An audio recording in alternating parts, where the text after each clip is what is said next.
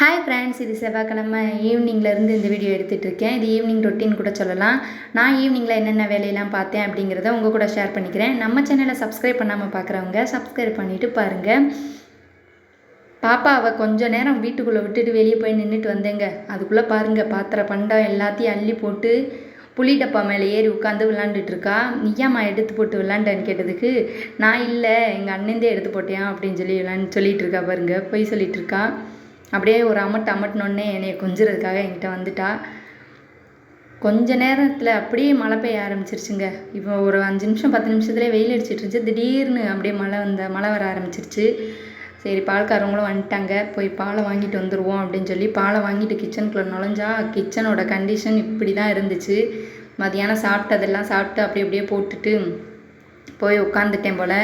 அப்படியே கிடக்குது எல்லாம். இப்போ இதை ஃபுல்லாக நீட்டாக க்ளீன் பண்ணி வச்சுருவோம் அப்படின்னு சொல்லிட்டு க்ளீன் பண்ணலான்னு ரெடி ஆனால் பாப்பா ஸ்கூல் விட்டு வந்துட்டா. சரி, அந்த அம்மாவு வந்துட்டாங்க. சரி, அந்த அம்மா டிஃபன் பாக்ஸையும் எடுத்து கழுவுறதுக்காக போட்டுடலாம் அப்படின்னு சொல்லி அவளோட டிஃபன் பாக்ஸ் எல்லாம் எடுத்துகிட்டு இருக்கேன். பாத்திரம் கழுவும் போதே ஒவ்வொரு பாத்திரமாக சேராமல் மொத்தமாக சேர்ந்துருச்சுன்னா அப்பாடான்னு இருக்கும். இல்லைன்னா ஒவ்வொன்றுக்கும் ஒவ்வொரு தடவையும் கழுவிட்டு இருக்கணும். சரி, பாத்திரத்தை போட்டுட்டு ஒரு அடுப்பில் பாலை காய வச்சுட்டே பாத்திரத்தை கழுவிடலான்னு பாலையும் காய வச்சுட்டேன். இந்த பக்கம் பாத்திரத்தையும் கழுவுறதுக்கு ரெடி ஆகிட்டேன். பாருங்கள், பாத்திரத்தெல்லாம் கழுவிட்டு நான் எப்படின்னு காட்டுறேன், எப்படி இருக்குன்னு கிச்சனு. ஓரளவுக்கு கிச்சனை க்ளீன் பண்ணியாச்சுங்க. சிங்க்கெல்லாம் கழுவி விட்டுட்டேன். இந்த பக்கத்தில் பாப்பாவோட பால் டப்பாலாம் கழுவி வச்சுருக்கேன். ஒரு அடுப்பில் பாப்பாவுக்கு சுடுதண்ணி காய வச்சுருக்கேன். இந்த பால் டப்பாவெல்லாம் உள்ளே போட்டுடலான்ட்டு சுடுதண்ணியில் போட்டு விட்டுட்டு 2 கொதிக்கவும் ஆஃப் பண்ணி விட்டுறலாம். அந்த ஸ்மெல்லெல்லாம் இருக்காது, பால் டப்பாவோட ஸ்மெல்லெல்லாம். பாலும் காய வச்சு ஆற வச்சாச்சுங்க. இப்போ இதை மூடி வச்சிடலாம். அப்படியே அடுப்பை காட்டுறேன் பாருங்கள். ஓரளவுக்கு நீட்டாக க்ளீன் ஆயிடுச்சு. சரி, நம்ம இதுக்குள்ளே போய் குளிச்சுட்டு வந்துடலான்னு சொல்லிட்டு ஹீட்டரை போட்டு குளிச்சுட்டு கிளம்பி வந்தாச்சுங்க. பாப்பா அவங்களையும் கிளப்பி தலையெல்லாம் சீவி விட்டுட்டேன். சரி, அவங்களுக்கு பாலை காய வச்சு கொடுத்துடலான்னு சொல்லிட்டு குட்டி பாப்பாவுக்கும் பெரிய பாப்பாவுக்கும் பால் காய வச்சு ஆற வச்சுருக்கேன். அதுக்குள்ளே பெரிய பாப்பா கிளம்பி உட்காந்துட்டா. ஹோம்ஒர்க் எழுதுறதுக்கு ரெடி ஆகிட்டாங்க மேடம்.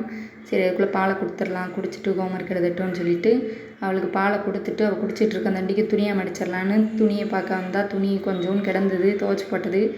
சரி, அதையும் மடித்து வச்சுருவோம் கையோடன்னு சொல்லி எடுத்து போட்டு மடிச்சிட்ருக்கேங்க. இப்போ துணியை மடிச்சிட்ருக்கேன். அதே டயத்துலையே தண்ணி வந்துருச்சு.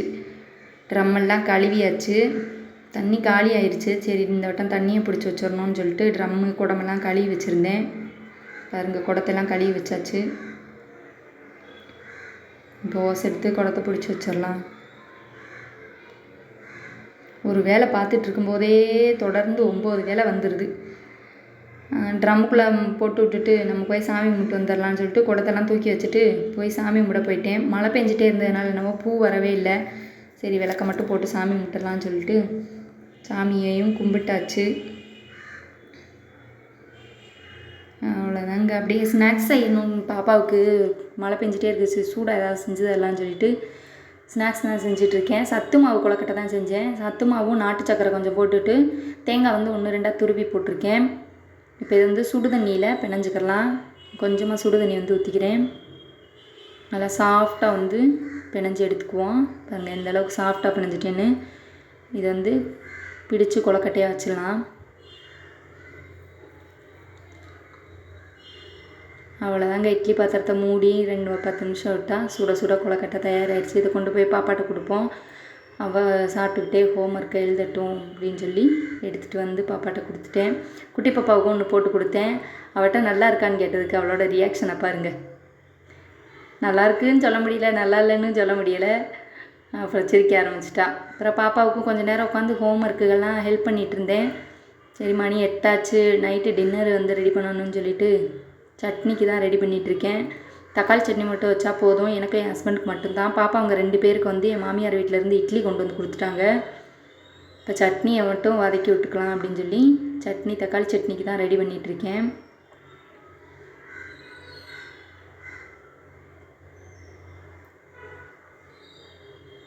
தக்காளி சட்னியும் வச்சுட்டு பாப்பாங்களுக்கும் இட்லியை ஊட்டி விடணும். பெரிய பாப்பா அவளாக சாப்பிட்டுக்குருவா. குட்டி பாப்பாவுக்கு மட்டும் இட்லி ஊட்டி விடணும்.